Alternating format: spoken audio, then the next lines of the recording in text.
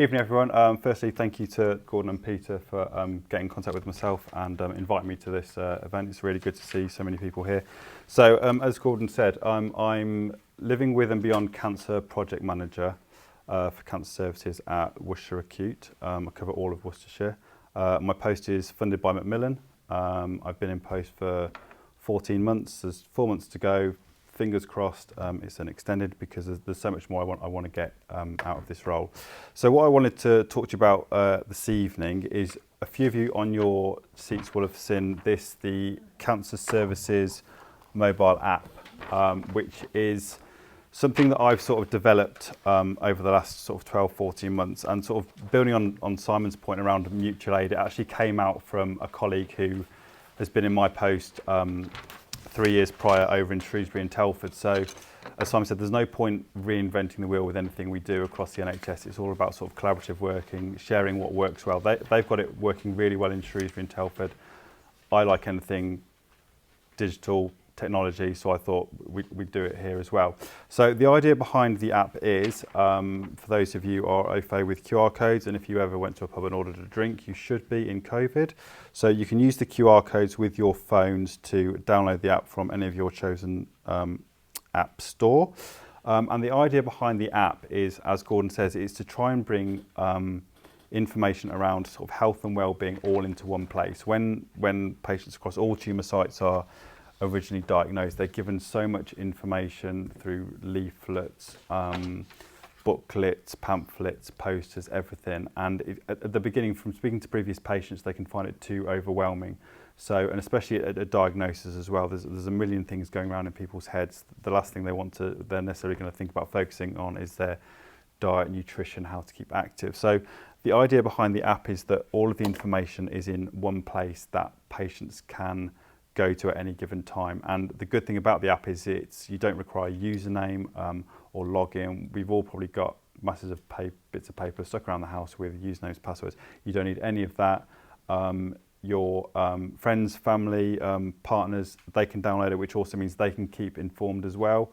I know, speaking for myself, as a bloke, we tend not to talk to other people so much about things. So having access to that information from a partner's point of view and a family, son, daughter, I think it really helps from a patient point of view to make sure that everyone is kept informed of what's available to patients to support them through their cancer.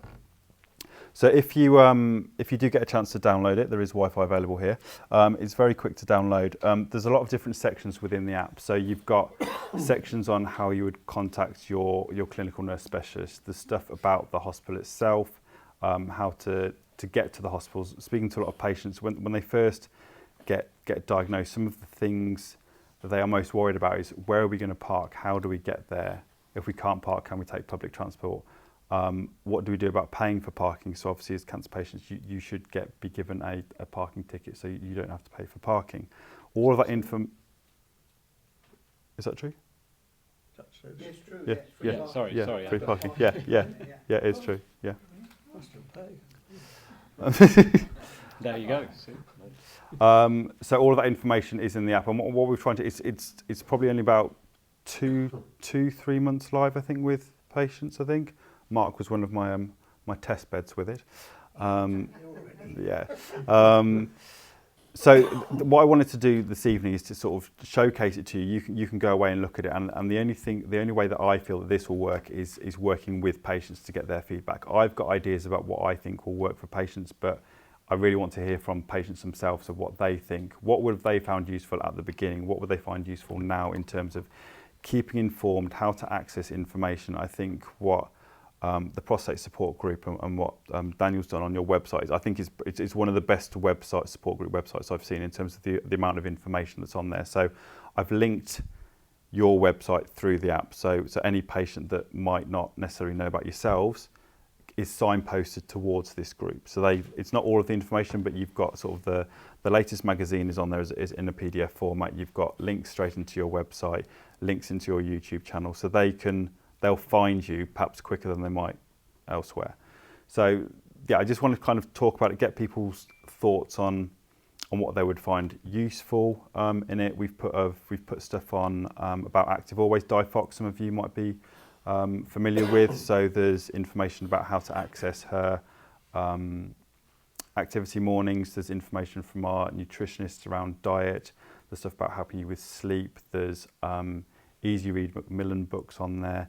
There's a wealth of information. What I've tried to be very careful about is not putting too much information on there so that patients then get lost in different avenues and not find what they need. I'm just trying to think if there's anything else on there that might be of use to you. Oh, so there's an events calendar on there. So I did put out an alert for this group tonight.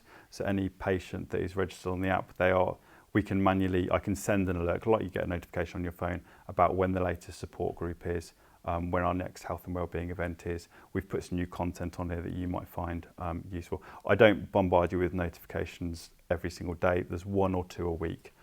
Because I don't want people to then disengage with it. So yeah, as I say, if you want to have a look at it, see what you think's good, see what you think's bad. I'm not precious about it.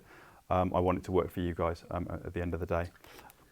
That's terrific. Look, there are some older people here Yep. who are not very good at coping with apps and things. I confess that I think I've probably got 2 or 3 or something, but I'm not really sure. I do think actually there's a huge amount of really beneficial stuff really starting to be focused on patients now. And I think we should pick up the opportunity through somehow garnering just a small number of people willing to act as guinea pigs and actually have not a tutorial at all, but actually have a go at actually doing this together. Because whilst there are people who come from a certain background who may be quite keen to explore and do it themselves, the vast majority of us don't actually get that far. So I'm wondering really how we best try and manufacture enthusiasm for the right reasons, and that's usually by the way that peer groups work, by talking about them together, by learning together, to do them. So I think really probably what we ought to do fairly quickly is to try and put together not a workshop or anything old-fashioned like that, but something by way of a way that you can tutor 1 or 2 people as starter points really to launch in. Now, does that have any resonance with you, or is it balmy? No, that makes complete sense. Before this, Daniel and I actually spoke about Daniel's idea, about doing a tutorial video about how to download it. So a step-by-step, because this makes sense in my head, and it does to some patients, but I appreciate everyone's brains when it comes to processing instructions. It works completely different. So I think if we did a sort of tutorial video, I can work on that with Daniel, I'm sure, about how to download it and the functionality of it. It's quite hard. If I was to stand up here with my mobile and do that, it'd be really hard to see. So I think that's something definitely we can work on, and then I'm more than happy. I'll attend the next event in July as well. And then that's great. Yeah, so it might be an opportunity. There are 1 or 2 things of this sort, not the same, but there's an Infopool, that really needs to be explored by 1 or 2 of us to try and share rather more widely. I don't know whether you've used it or not, but I think there are 1 or 2 things in that direction that we need to explore and help others to look at as well. Yeah, so Infopool is something that Peter mentioned to me, and I've actually linked that through your prostate support group page on the app. So we need sort of spoon feeding a tiny little bit. I know it's got to be done efficiently, but I think we should have a go. But I'm grateful too. Is there a website with all this information on? In terms of what the content of what's inside the app? Yeah. No, because what I've tried to do, the problem is it's built from a myriad of different websites, so I've tried to put it all in one place. So it's only available on the app. So everything that's on there, you will be linked to other websites. But if you were to just search on prostate, for example, you'd get 75 million different pages on Google. What I've tried to do is not read all of them, but go through the ones that I've been recommended to me by patients and clinicians. What should we be signposting patients to, and put them on the app? Because all the information is already there on the internet. It's just trying to condense it all into one place so the patients know where to go. And just one quick final. I know there have been other living well beyond cancer projects elsewhere in the country.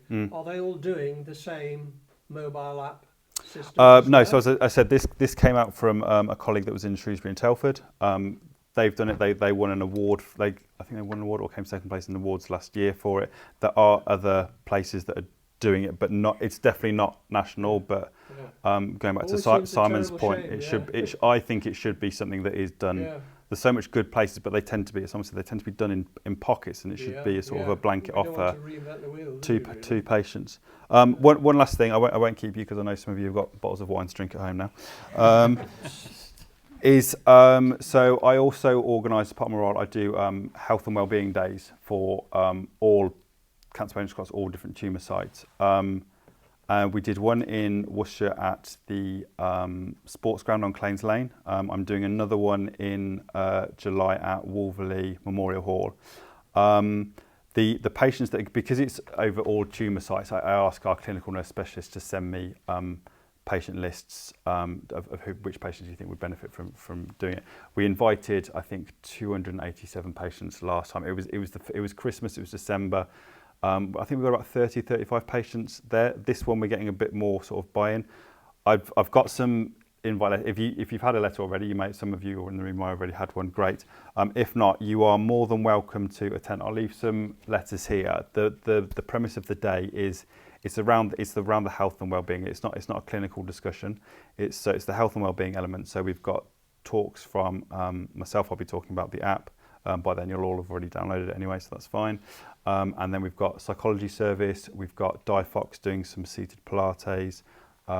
We've got I've got somebody who's doing. We were hoping to get Sing and Tonic, who are sort of a music therapy type thing, but they can't come. So I might talk to you, Simon, about your music therapy that you spoke about earlier. But it's a really good day for patients across different tumour sites to get together and have a sort of a shared learning. We've got a few patients doing patient stories, which I think is always really powerful for patients. At the last event I did, I think I probably could have just put all of the patients in one room and left them, and they would have been quite happily talking for 4 to 5 hours, because I think that I think there's so much goodness around peer support, which is why this support group is so good. So yeah, if you'd like to attend, you are more than welcome. It is obviously free. We will feed you. I know that gets people through the door. So if you would like to attend, I'll leave a letter here. At the end, Take one with you. If you do want to come, if you can, please, the email address is on the bottom there. If you can email, just so I can make sure I do cater for you all, because I don't want any fights over warm egg sandwiches. Yeah. Yeah. Right, quickie from Peter, and then we'll move to